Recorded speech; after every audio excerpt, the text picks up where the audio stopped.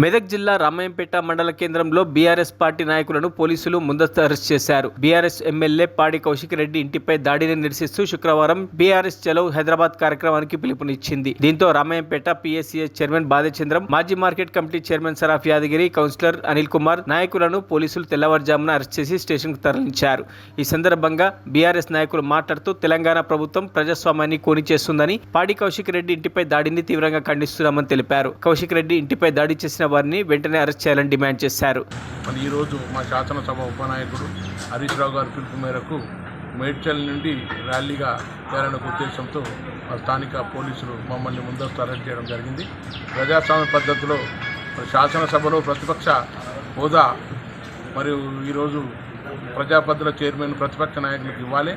అలాంటిది మన పార్టీలో చేరిన వ్యక్తికి ఇవ్వడం ఇది ప్రజాస్వామ్యం కూని చేస్తుంది. కాబట్టి ఇలాంటి చర్యలు కాంగ్రెస్ పార్టీ పాల్పొనొద్దని సందర్భంగా తెలియపరుస్తాం.